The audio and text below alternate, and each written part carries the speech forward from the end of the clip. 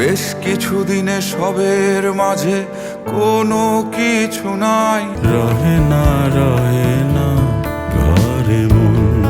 ঈদ উপলক্ষে মুক্তি পাওয়া একগুচ্ছ ছবির ভিড়ে সবচেয়ে বেশি আলোচনায় উঠে আসে আজমান রুশোর রকস্টার এবং মেজবাউর রহমান সুমনের রইদ। শুরু থেকেই দর্শকের আগ্রহ ও আলোচনায় এই দুই সিনেমাই ছিল শীর্ষে। তবে মুক্তির পর বক্স অফিসের চিত্রে ধীরে ধীরে তৈরি হয়েছে স্পষ্ট ব্যবধান। বাতাসের কাছে শুনেছি আমি।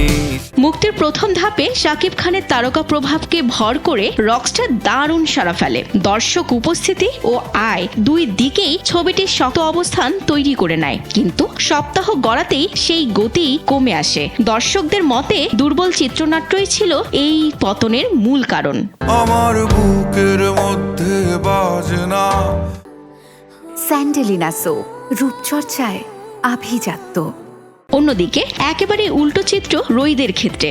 গল্প, চিত্রনাট্য এবং নির্মাণ শৈলীর কারণে ছবিটি ধীরে ধীরে দর্শকদের আস্থা ও আগ্রহ দুটোই অর্জন করে নেয়। ফলে মুক্তির পর সময় যত গড়িয়েছে ততই শক্ত অবস্থান তৈরি করেছে সিনেমাটি।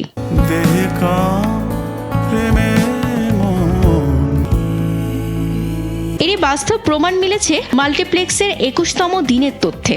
সেদিন দেশের মাল্টিপ্লেক্সগুলোতে রকস্টারের শো ছিল 22টি এবং অনলাইন বুকিং থেকে আয় হয়েছে প্রায় 1,29,000 টাকা।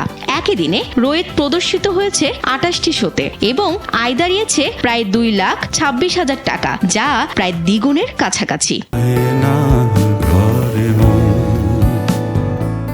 যদিও মোট আয়ের হিসাবে এখনো রকস্টার এগিয়ে রয়েছে, তবে নির্মাণ ব্যয়ের তুলনায় বিনিয়োগ ফেরতের দিক থেকে অনেকটাই এগিয়ে রইদ। পাশাপাশি দেশের বাইরে একাধিক স্থানে ছবিটির প্রদর্শনী চলায় আন্তর্জাতিক বাজার থেকেও উল্লেখযোগ্য আয়ের সম্ভাবনা তৈরি হয়েছে।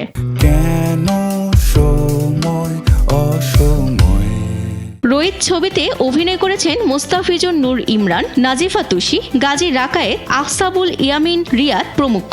অন্যদিকে রকস্টারে দেখা গেছে শাকিব খান, সাবিলা নূর, তানজিয়া জামান মিথিলা, কাজী সাবির, তারিক আনাম খান সহ একঝাঁক তারকাকে। সব মিলিয়ে ঈদের সিনেমা লড়াইয়ে শুরুটা ছিল রকস্টারের দখলে, কিন্তু সময়ের সঙ্গে সঙ্গে দর্শকের রুচি ও প্রতিক্রিয়ায় এখন আলোচনার কেন্দ্রবিন্দুতে উঠে এসেছে রোহিত।